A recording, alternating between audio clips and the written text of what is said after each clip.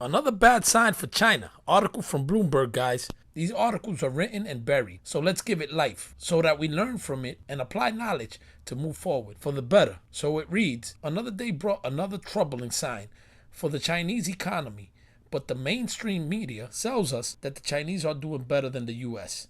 Even with their massive GDP and population, we are still in good standing. But don't ever think we are better or can't go through the same. Let's learn from them, okay? Beijing authorities are said to have told state-owned banks to step up intervention in the currency market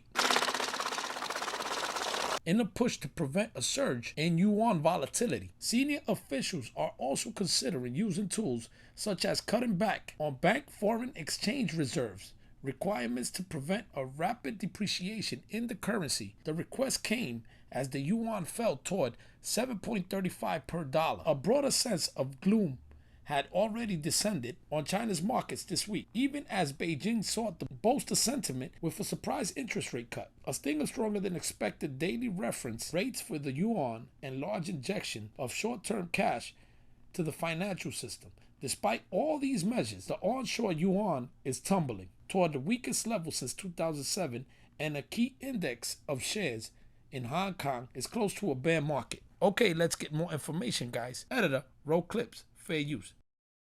China's consumer prices slid into deflationary territory in July. And as economic woes continue to cloud hopes of a recovery, President Joe Biden is calling out the world's second largest economy. Biden said China's economy is in trouble and fears the country is, quote, a ticking time bomb over its slowing growth and high unemployment rate.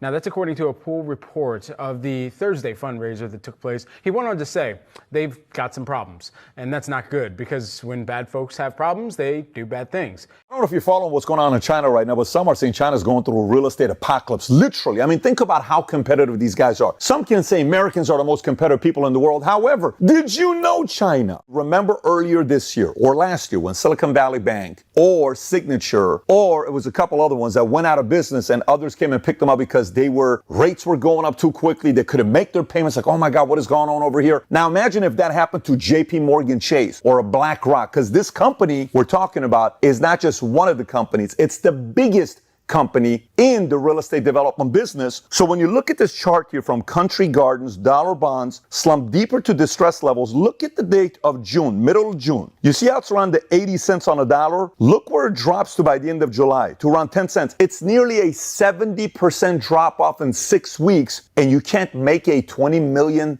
won payment?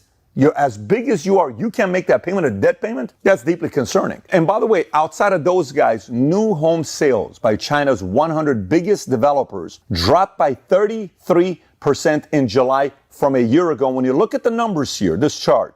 In the city of Zunyi, there's a road that speaks volumes about the state of the Chinese economy. A multi-billion yuan expressway, one side unfinished and abandoned, a symbol of a system that's stuttering. On the other side of the hill, we find a connecting tunnel where the project has abruptly stopped. Pillars show where it was meant to continue, as do blocks of homes vacated, lives moved on to make space. Just a small number of residents have hung on here. Shi Chengli is one of them. She's lived here for 40 years, but her life is now in limbo, and she has a clear idea as to why. The main reason is that there is no money. The state does not have any money left. I signed a contract. They said we would have a new apartment in 3 years. It will be the 5th year in September. Everywhere you look here is infrastructure unfinished. In fact, Guizhou province is one of the poorest in China, and it is also the most indebted. And the reason is the model of growth that for so long drove such remarkable numbers. Huge borrowing, vast building, regardless of whether the projects were really needed. The problem now is that China is drowning in debt, and there is essentially nothing left to build. It means the country is littered with sites like this, the most visual representation of an economic model that was never sustainable. These problems aren't new, but they're biting now, as things haven't bounced back post-COVID.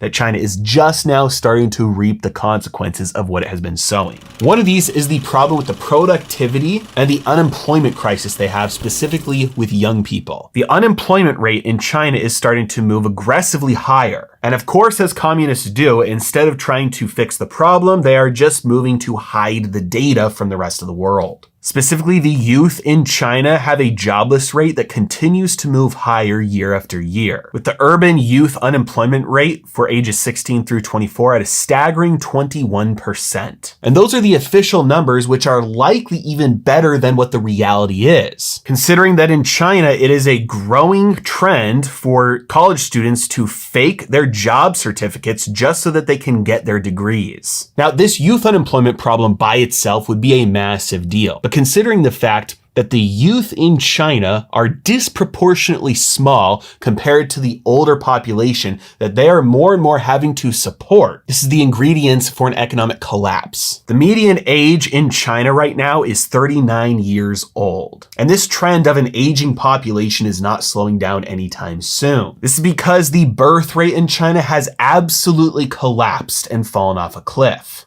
Hey guys, it's Jose, your regular Joe Blow again, keeping an eye out and my ears open to more and more bad news in China and its economy. Things are not looking good on that side of the world. And I got another article on the Evergrande situation coming soon, just like Credit Suisse, but I digress. I'll get to that on the next video. Guys, continue to do your own research, and I continue to do my best to bring you my best.